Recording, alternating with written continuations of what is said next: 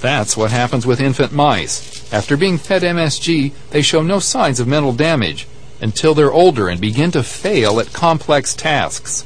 Bluntly put, they become stupid. And humans are 5 times more sensitive to MSG than mice. Infants even more so.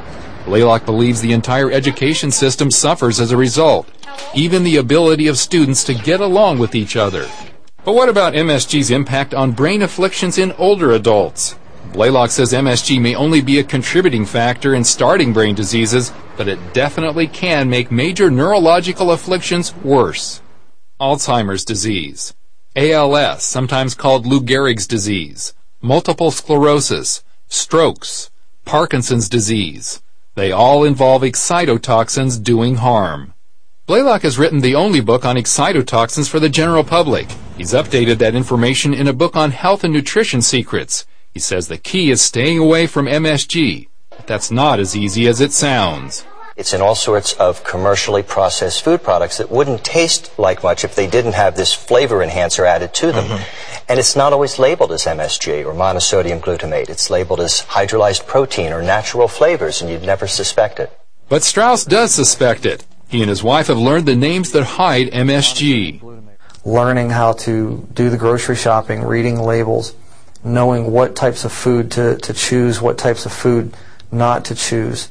Of course, any ingredient with the word glutamate, plus aspartame, autolyzed yeast, broth, caseinate, hydrolyzed proteins such as hydrolyzed soy.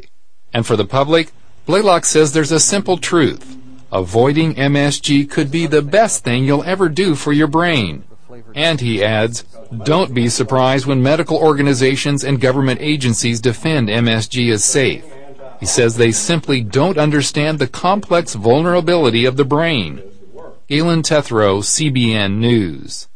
Ladies and gentlemen, we're not here to scare you, but we sure are here to warn you, and Galen is here with us. Galen, this is an absolute horrible, frightening report.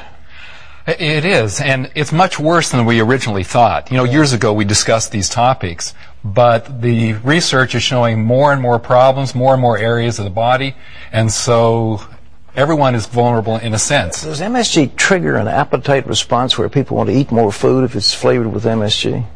Yeah, it does. There's basically a drug effect on the tongue. It's not a true flavor in a sense. And so they do want to eat more. And that's partly because of the direct taste effect. It's also partly what it does to the brain.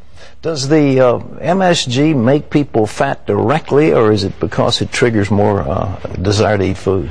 Well, it's really a secondary effect. It's partly the food and partly that the hormones are messed up in the body, including leptin, which is, there's been a lot of discussion about that. Well, Galen, if a nursing mother, not the nursing mother, but a pregnant woman, you think camels, chicken, and herbs. I mean, how safe and how wonderful could it be if you're pregnant to eat something like this? Oh, it sounds just delightful on the surface, but that baby, who's very tiny, is getting a larger dose than the mother is getting. And what that research that Dr. Blaylock was saying is that it starts out you don't notice it, but when the child gets to 8, 9, 10 years old, that its brain isn't functioning, it's stupid.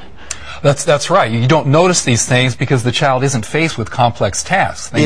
When they start speaking, when they start going to school, sometimes it's that late before you notice they can't do these complex tasks as well, or sometimes at all. But the ADD, which is so prevalent today, they hit the kids with Ritalin, and that's supposed to be the answer. But is ADD caused by this, you think?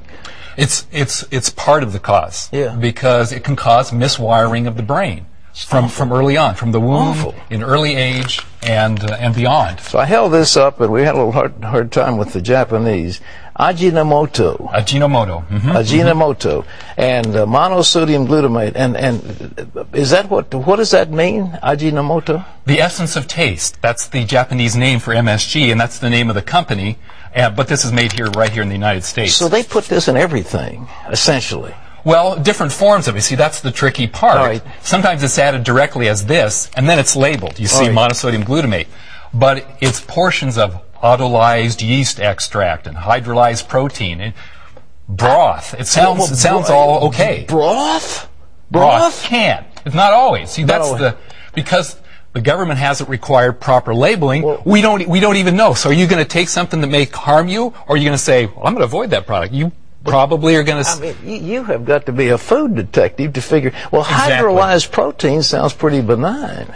It does. We're all supposed to get protein, right? We're supposed to maybe lower our carbs and increase protein, but unfortunately, a lot of the proteins in all kinds of things, energy bars, etc., are broken down proteins releasing this glutamate and related substances. Well, ladies and gentlemen, we've been talking about NutraSweet and what a devastating effect that has on memory and on brain function. That's another excitotoxin.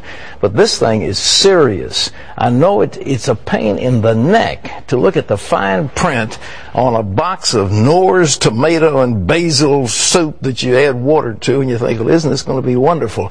And yes. People shouldn't be discouraged, because the fact is, when I learned about this stuff, we went through the grocery, and sometimes there was two products, same thing, next to each other. One did and one didn't. So you just kind of develop your system. Once you have a system, you can go through your grocery pretty safely. Well, I got all these things out of my own kitchen cabinet that my sweet wife had brought home. And I think these are all destined for the garbage can. But, ladies and gentlemen, if enough consumers begin to object to this, then the manufacturers will find some other way of making their food taste good. We've got two more of these pieces coming up. Yes, we sure do. We're going to talk about heart disease, sudden death heart attack included, and cancer. This stuff acts like fertilizer for cancer. And our final story then is about how do you navigate all this. Well, things that go bump in the night. Ladies and gentlemen, we've got more information on MSG. You can get it by going to our website, cbn.com.